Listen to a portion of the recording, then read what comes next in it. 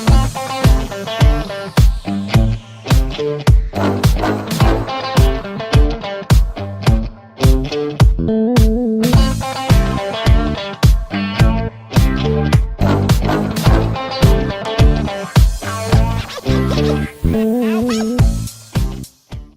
evening, everybody. Thank you for joining me. My name is Bradley Shaw, and you're watching Between the Covers.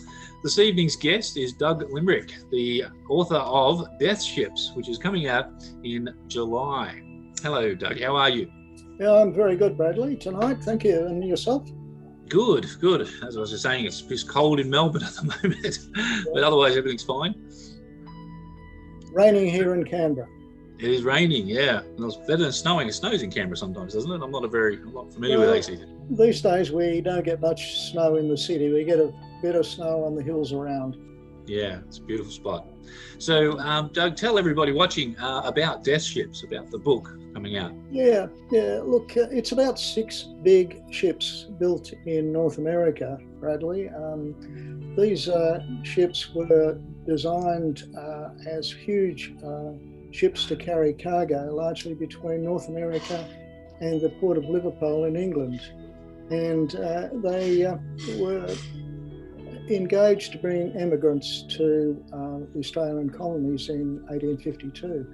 And that all came about because of the gold rush. And the gold rush in 1851 caused absolute havoc in the colonies.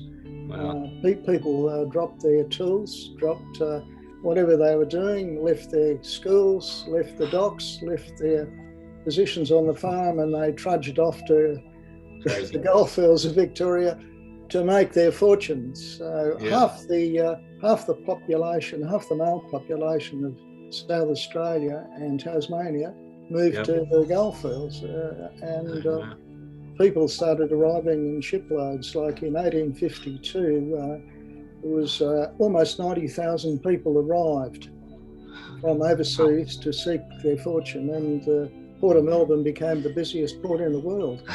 So that just generated absolute chaos. And what happened was the people who were depending on labour started to scream, saying we need replacement labour. And they put pressure on the people in the UK who were responsible for organising assisted immigrants to get replacement labour. Now, they were able to find replacement labour, but they couldn't find any ships. Oh, wow. Transport the people, because all the ships owners were making so much money transporting paying passengers out to the goldfields. Nobody wanted to have anything to do with assisted immigrants. So these 6 big ships happened to be in Liverpool, and they were engaged to bring large numbers of people out.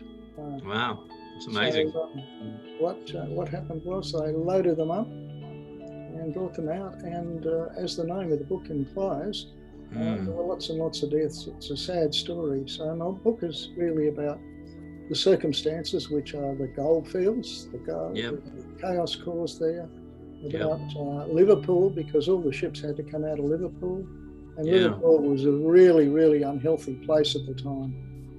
Lots of diseases around, and the people had to assemble in Liverpool, and they were exposed to lots of diseases. So I explore in the book the diseases and the circumstances in Liverpool and the history of Liverpool as a port. Wow. And then the book goes on then to follow each of the 6 ships and their passage out in 1852 and what happened. Oh, that's fantastic. Gosh. So was it a hard story to write? Was there a lot of reference material for those particular ships? I mean, there's so much, as you say, so much happening at the period, so much time. Did you have access to good research material, or was it more a compilation of stories and events? I guess it all happened because I'd been doing research on other stuff and other writing I've been doing. I came across the name of these ships a few times, and it became clear to me that they weren't your normal immigrant ships. They were ships that had been designed in North America. They were supposed to be carting particularly timber back between North America and Liverpool, and then carting back manufactured goods from the UK back to North America. Wow. So it just seemed a little strange to me that these ships should be involved. And then I found a few references to deaths on these ships. A couple of people made some reference. So I thought maybe there's a story here, so I better have a look at it. And started doing some research. I did make some progress on a couple of the ships quite early. I started to find some newspaper reports from the 19th century, around 1850s, that started referring to them in both the colonial press and in the press in the UK. So really it was a matter of then getting down and spending a lot of time at the National Library, and then finding references to inquiries that had been conducted afterwards to find out exactly what had happened on the ships. Wow. So I spent a lot of time in not only the National Library, which is an absolutely fantastic resource.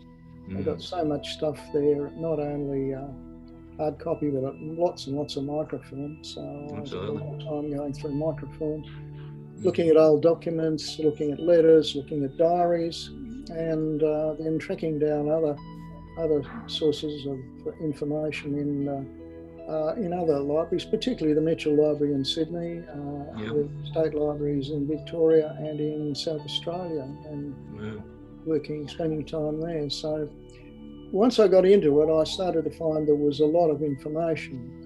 But as usual in writing history, you come up against brick walls occasionally, so you have to kind of keep digging and keep your fingers crossed and just hope you find something.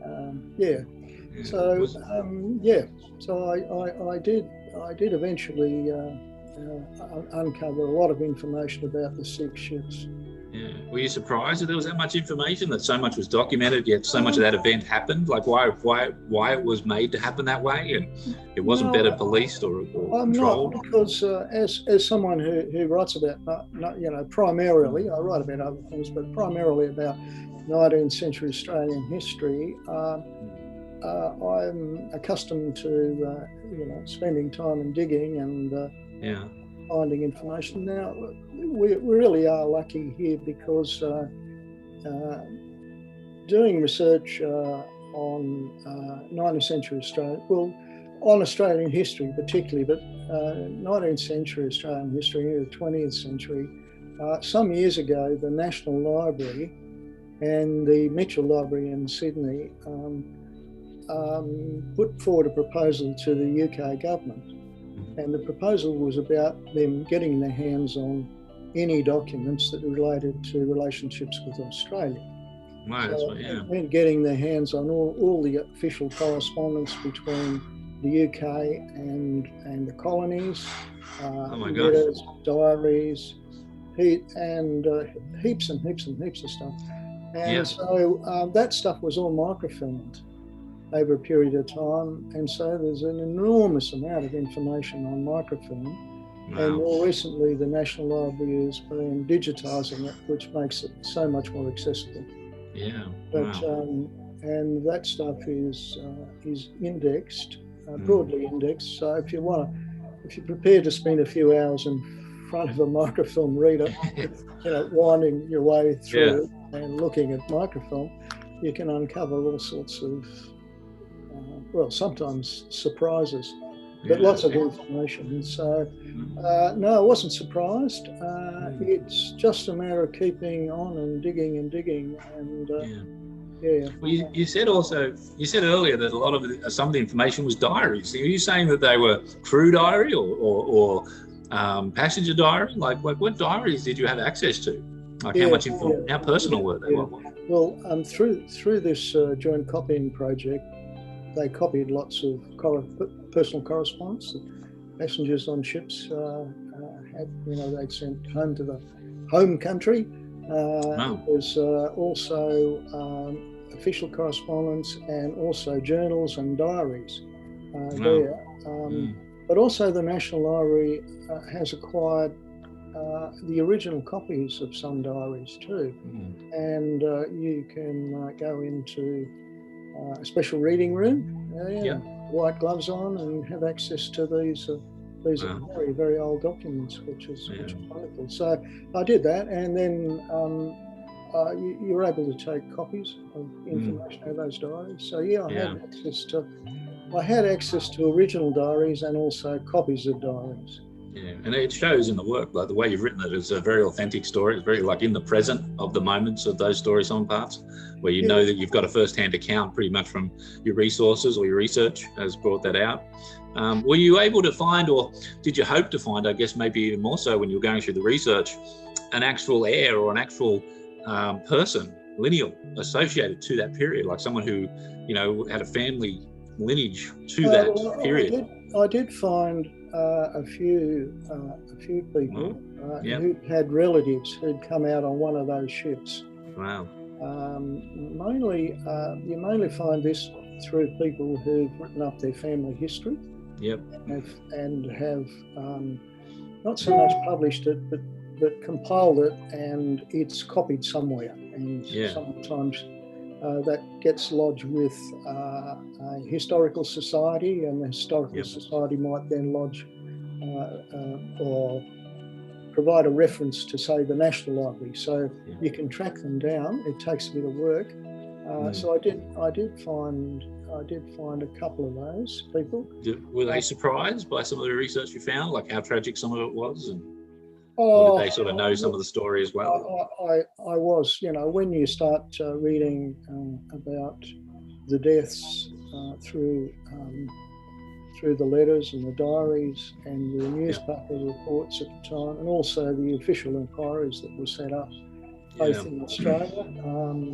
The port authorities each time conducted an inquiry to find out why there were so many deaths, and the Immigration Commission in the UK, which was kind of responsible for coordinating all this, they were asked by the UK government, who got a bit upset about it all, to conduct an inquiry. So there were all these kind of official inquiry reports, which are accessible. Wow. But reading some of the diaries, you know, it's really, really tragic. Like at the end of the book, I finish up by talking about what it all meant and try to pull it all together. One of the things I say right at the conclusion is that really the impact that those voyages had on the people who survived and who lost loved ones during the passage must have been just absolutely horrendous. It must have been terrible. Just the vision, like in one of the diaries, the diarist talks about babies being wrapped in canvas and thrown overboard because there were just so many deaths, and just terrible. That image. If you were on board one of those ships and witnessed that and had that image in your mind, that'd stay with you forever. Just the sound of a baby crying into that situation. No, the whole element's terrible. I know the whole situation. So in writing this book, I mean, as you said, you came across the references to these ships through other research. What propelled you to delve into it, and what made you feel this was a story to tell? Like this had to be shared in a sense that readers would benefit from knowing this history, this part of history that's pretty horrific. Well, I do know there's a lot of interest in Australia in 19th century immigration, particularly as so many people these days are tracing their family history. And people usually try to find out what ship their relatives came out on, and that becomes a part of the story. I had, in my initial research, I did come across some little stories that had been written that mentioned one or two of these ships, and so it seemed to me that there could be a story here. But like all history writing, you need to do a bit more work. You know, it sort of starts as an idea. It's like there could be a story. Then you need to delve in a bit more, and you read a bit more, and you find out a bit more information. And as it starts to come together, it starts to take shape, and you can see that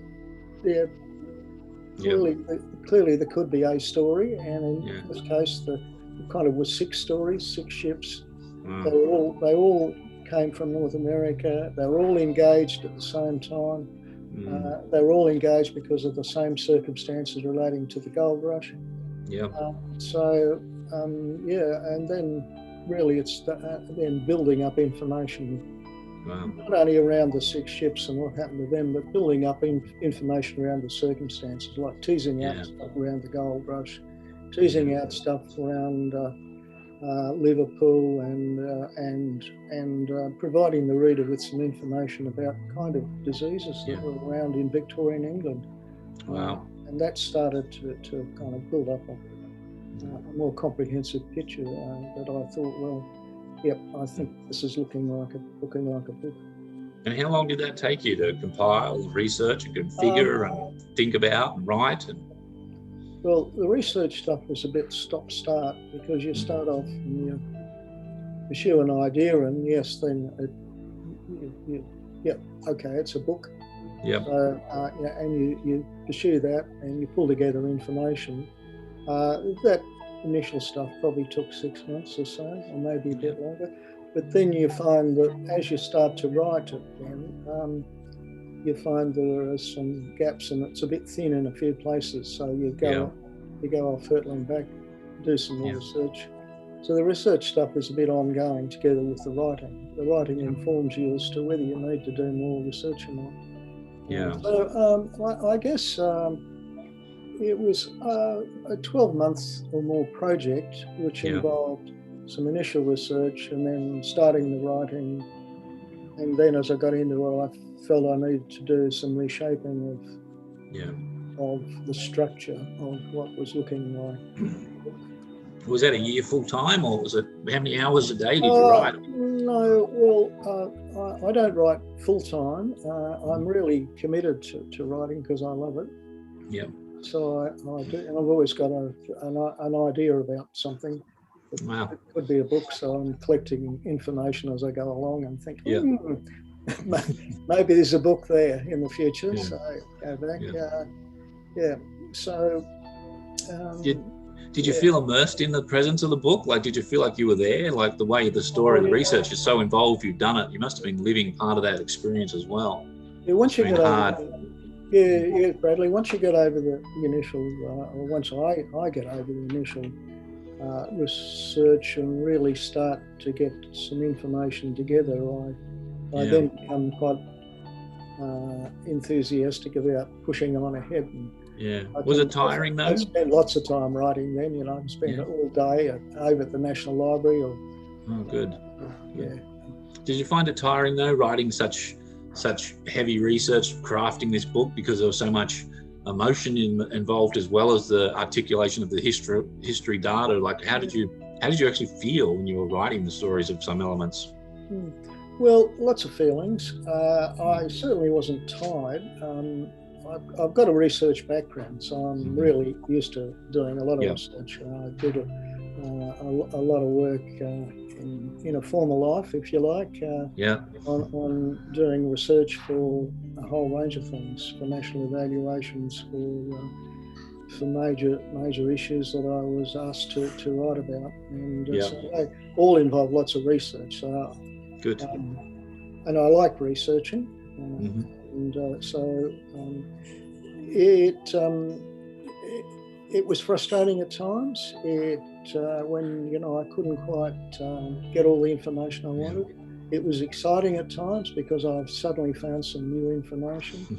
It was never tiring, but there were all sorts of emotions, Well, that's good. So many writers, you go through stages and you make a lot of progress, and then you find that you just can't quite find something. I find it a bit frustrating too at times when I can't find images to go with the stuff I'm writing about, because as we all know, there's that old saying about an image is worth a lot more than the words.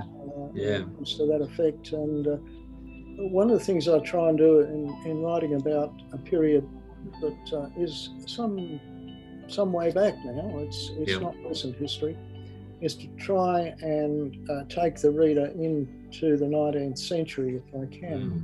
And the best way to do that is to quote the words from people from the 19th century, so you get a sense of their feeling and how they are finding the time or finding the experience.